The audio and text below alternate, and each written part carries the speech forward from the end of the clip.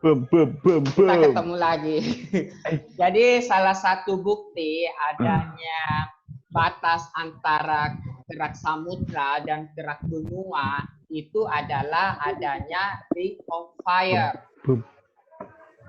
Ada tahu enggak? Ada yang tahu enggak itu ring of fire itu apa itu ring of fire? Ring of fire, Pak. Ring of fire. Ring of fire. Itu kalau kita bahasa Inggris kan berarti cincin api kan? Ya, Pak. Ya, Pak. Jadi itu hanya suatu istilah ya. Kalau kalian lihat peta di Indonesia dan belum selesai semuanya pulang. itu kita melihat adanya belum selesai. adanya gugusan atau barisan gunung api. begini. Kucing. Adanya barisan gunung api. Barisan gunung api itulah yang menjadi bukti Bosan udah batas antara lempeng Udah, samudra dan lempeng benua.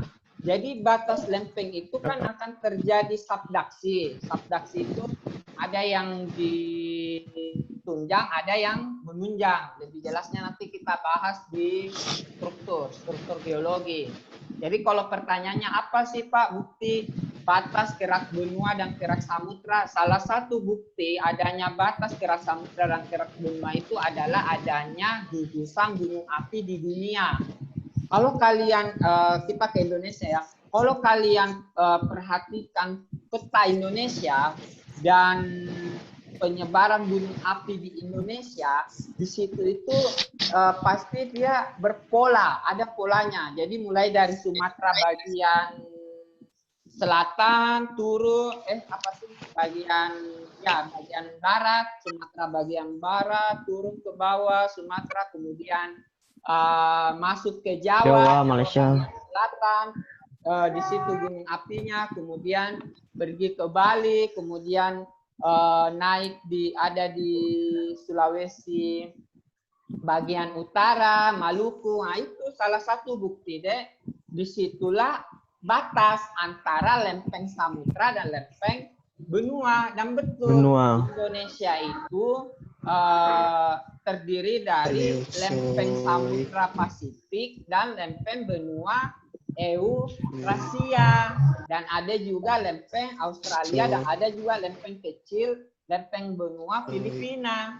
Kita tuh ada tiga lempeng yang menyusun negara Indonesia. Maka kita kaya akan gunung api.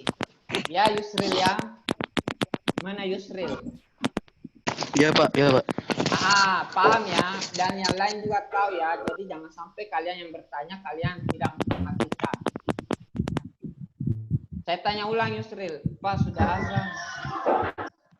Oh ya. Santai aja. Aku ada di sini sih. Kalau saya di kantor, tidak mendengar azan sih.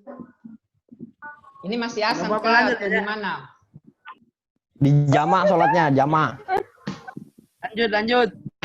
Kita lanjut sampai 12.30 ya sesuai dengan jadwal. Saya pun sholat, Pak.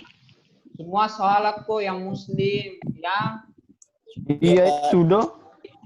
Iya. Santai aja. Bagus pertanyaannya. Ada lagi? No profil. Kita kalau mana sih kalau siapa tahu ada yang bertanya, Pak, apa bedanya penambangan dan pertambangan? Penambangan itu kegiatannya ya, kegiatan nambang, ya. Pertambangan gimana ya? Secara umum. Nah, nanti kalian bertanya sama guru bahasa Indonesianya ya. Kalau yang saya tahu itu, kalau penambangan ya artinya kegiatan tambang ya. Kalau pertambangan ya semuanya yang berkaitan dengan tambang. Bagus, minimal kalian bertanya. Bapak menanya, Pak. Ada lagi enggak yang bertanya? Pak mau nanya, Pak. Di kolom chat aja lebih enak, lebih jelas. Oh iya, baru Asan di HP saya. Tunggu dulu ya.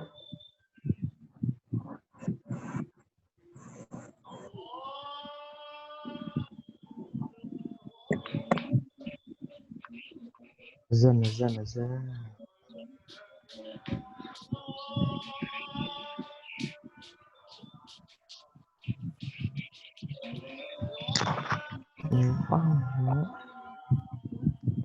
Udah.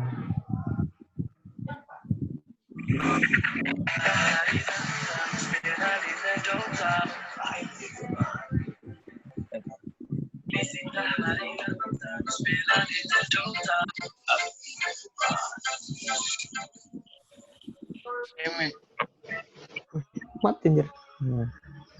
Yang putar langsung lah.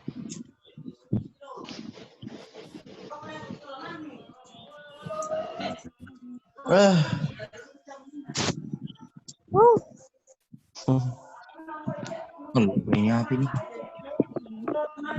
Burung puyuh. Rabil ini ya? Kalian udah ada bapak oh.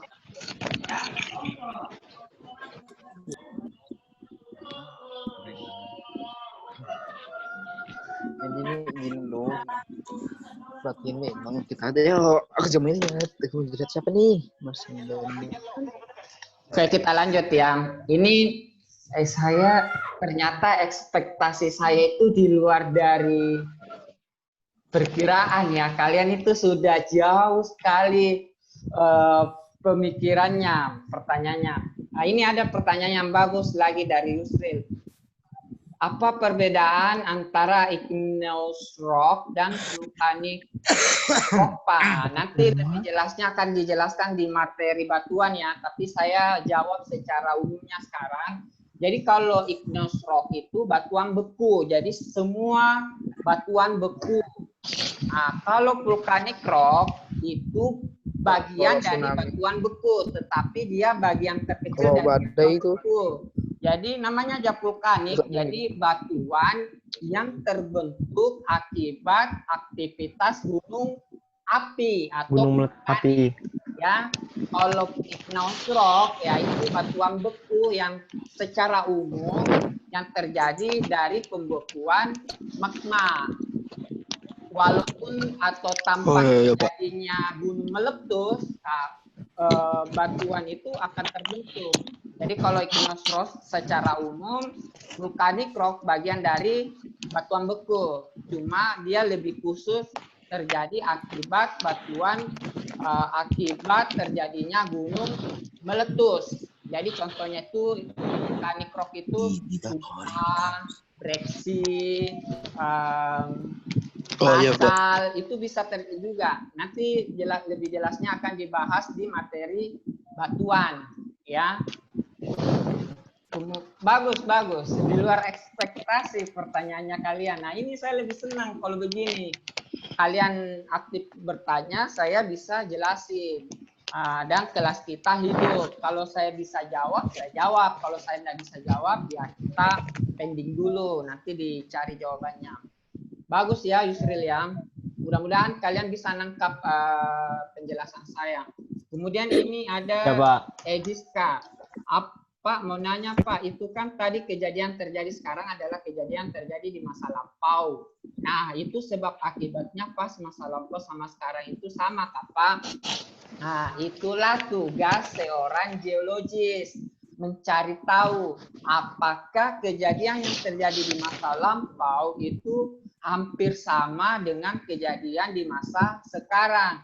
Jika ternyata sama, itu seorang geologis dari segi pekerjaan itu malah lebih dimudahkan sehingga kita bisa mempersiapkan mitigasi atau pencegahan. Ketika kan begini deh, bencana geologi itu kita tidak bisa hentikan, ya. Kita tidak bisa hentikan, tetapi kita bisa meminimalisir. Maliskan. Ya, Pak. Ketika penyebab kejadiannya kita tahu, maka besar kemungkinan kita bisa meminimalisir. Jadi kita bisa melakukan pencegahan. Kenapa? Salah satu faktor kenapa di Indonesia banyak terjadi korban bencana alam geologi yaitu tadi kita tinggal di daerah yang rawan bencana. Kita sudah tahu ini daerah rawan bencana, tetapi kita masih tinggal di situ. Nah, itu salah satu faktor. Ya memang. Kenapa terjadi banyak korban. Bagus ya pertanyaannya Egiska ya. Mudah-mudahan bisa ditangkap ya. Kalau masih ada ditanyakan Egiska nanti di kolom chat ya. Oke, coba itu yang nyala. Oh iya ya. Ini dari Hans Bransen Gurning. Pak, kalau tsunami itu kan karena ada retakan di bawah permukaan laut, Pak. Jadi itu termasuk pergeseran lempeng bumi atau tidak, Pak? Bagus juga. Jadi salah satu akibat dari pergeseran lempeng itu atau tektonik ya, peristiwa tektonik itu adalah itu tadi tsunami. Ketika terjadi peristiwa tektonik di dasar laut, itu kan ceritanya ini teorinya entah benar apa tidak ya, minimal kita bisa jadikan referensi. Jadi di dasar laut itu kan terjadi retakan. Kemudian ya itu tadi betul, itu bagian dari pergeseran lempeng. Nah, kemudian terjadi retakan, kemudian air laut menyusut turun ke bawah, kemudian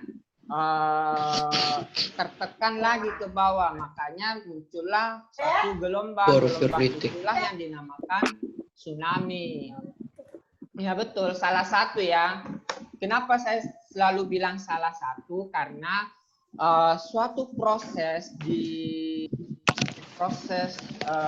alam yang terjadi itu tidak selalunya berdiri sendiri ya, pasti ada faktor lain yang mendukung seperti itu ya. Jadi tetap lagi kita lihat kondisinya, tapi salah satu faktor yang mengakibatkan itulah itu pergeseran lempeng. Pergeseran lempeng apakah sepenuhnya bukan karena gempa ya. Karena adanya pergeseran lempeng, gempa itu terjadi. Ya, yang menyebabkan gempa terjadi itu adalah adanya pergeseran lempeng. Jadi begini deh, di bumi ini akan terjadi ini kita berputar ini bergerak ini lempeng. Jadi lempeng ini bergerak ya, lempeng ini bergerak. Nanti kita bahas di pembahasan materi kedua tentang bumi. Jadi bumi ini bergerak, ini terus bergerak. Jadi lempeng itu bergerak. Salah satu penyebab salah satu yang diakibatkan dari pergeseran lempeng itu adalah gempa bumi. Jadi tidak terbalik ya. Bukan gempa bumi yang mengakibatkan pergeseran lempeng, tetapi pergeseran lempeng itulah yang mengakibatkan gempa bumi. Pergeseran lempeng itulah yang mengakibatkan tsunami. Pergeseran lempeng itulah yang mengakibatkan gunung api meletus dan sebagainya. Ya, bagus pertanyaannya. Nah, ini karena kita sudah lewat 2 menit. Mudah-mudahan sedikit banyaknya adalah yang kalian bisa tangkap ya. Nanti yang lainnya materinya dibaca ya. Tugasnya kalian. Oke, Pak. Karena belum ada yang mencatat materinya, nanti saya share ulang. Jadi kalian harus menulis materinya ya, tulis tangan materi. Sudah, Pak. Kemudian halaman terakhirnya tulisan sekali ya, itu yang kalian foto. lalu upload di Classroom. Catatan foto catatan kalian itulah yang menjadi daftar kehadiran kalian. Jadi ini saya tidak anggap hadir ya, karena tidak ada yang mencatat. Karena tidak ada yang mencatat. Jadi catatan kalian itu sebagai bukti daftar hadirnya kalian harus dicatat semua. Kenapa? Ya, Pak. Cuma halaman terakhirnya saya suruh foto. Yang pertama untuk efisiensi supaya kalian tidak terlalu banyak foto. Dan yang paling penting, yang kedua dan yang paling penting supaya kalian belajar jujur kepada diri sendiri dan kepada orang lain. Orang lain. Ya kan? Bisa saja kalian berpikir salah karena halaman terakhirnya aja yang difoto. Ya, saya halaman terakhirnya aja deh ditulis, tidak usah semua. Nah, bisa aja kan kalian, tapi saya yakin kalian itu adalah orang-orang yang jujur, yang kalian harus belajar jujur pada diri kalian sendiri dan kepada orang lain. Dan terakhir, tugasnya kalian itu ada juga di slide. Itu nanti kalian juga baca. Saya perlihatkan aja ya di sini supaya kalian langsung lihat. Coba saya share materi dulu. Mana? Ya nih.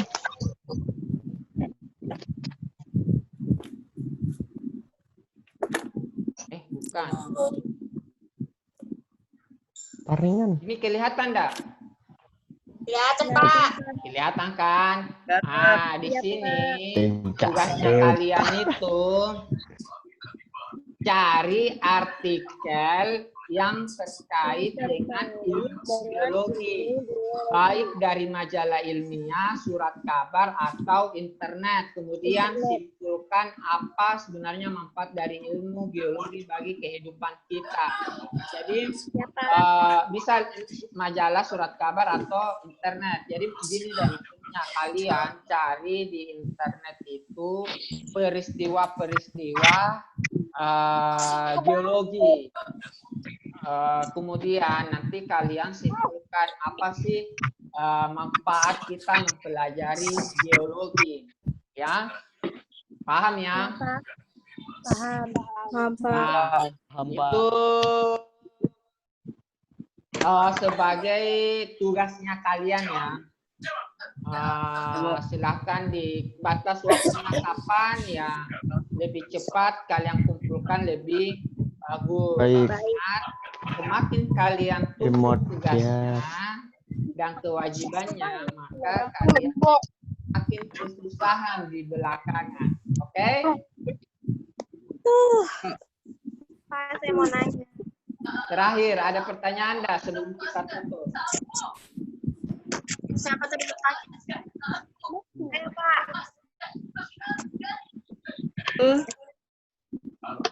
Di komen tulisnya. Saya mau nanya. Ada pertanyaan enggak? Pak, saya baru join jadi saya nggak tahu materi awal. Ya udahlah ya, nanti lihat. Ini kita sudah korupsi 7 menit ya. Kalau memang nggak apa-apa, Pak. Pertanyaan saya tutup. Nggak apa-apa kok. Nggak ada lagi pertanyaan ya. Nggak ada. Sebelum kita tutup, saya minta yang non-aktif kameranya itu diaktifkan supaya kita bisa screenshot ya. Kalian bergaya, saya screenshot fotonya di sini. Ya, Yusril. Egiska. Guys. Ya, Pak, iya, Pak. Marsyanda. Udah, kalian bergaya ya. Saat ini ada 2 tampilan. Jadi Yusril, Jol, Tiwi, Ragil, Agung, Arsida, Salfa, Fahrul, Marsyanda, Ilham, Noprian, Ahmadi, Muhammad Rizky, Sadia, Rizkia, Siti Rahma, Hans, Faiz, Egiska, Arif, Nania, Riani, Luwak, dan Aulia bergaya. Bergaya. Ya, bergaya. Saya screenshot ya. 1, 2, 3. Ayo, Pak. Oke. Ya, tunggu dulu. Saya simpan dulu ya. Ya, Nanti yang lain.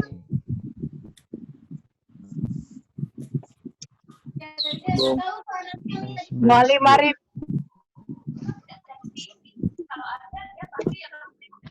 Balik. Woi, Malim. Malim tolek ya. Saya Agung. Kemudian tampilan selanjutnya, kok ada lagi? Hai guys. Oh ya, enggak apa-apa. Tampilan selanjutnya, Nani, Riani, Luak, Redmi, Herman, Nopiar, Danila, Aulia, Muhammad. Selain yang saya sebut tadi itu diaktifkan. Sanjaya sama Devi Aprilia belum aktif anunya. Burung puyuh. Kameranya. Denny senyum. Nanti kalian lihat ya hasil Buyur. screenshotnya. Tidur dia, Pak. Ngantuk dia Pak, udah Pak. Enggak, Tidur itu, ya, Pak. Sanjaya, Devi mana Devi? Tidur dia, Pak. Hai, Devi nih terindikasi biar bergaya kali. Oh ya, sudah aktif. Mana Devi? Ya, bergaya kalian. 1, Ya. 2, 3. Gantengnya. Oke. Anjay. Ya sudah. Karena kalian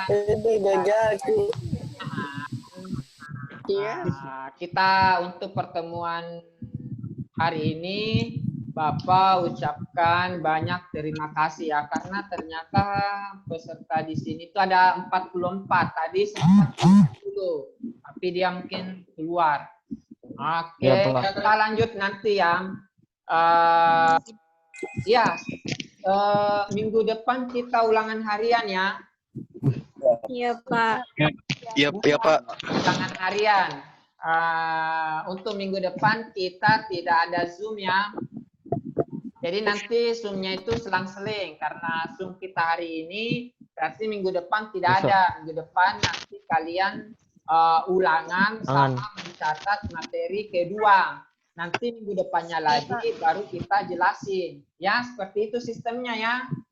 Kalau Ya, kalian Ya, catat, kalian tidak tahu materinya, saya bingung mau jelasin apa, ya.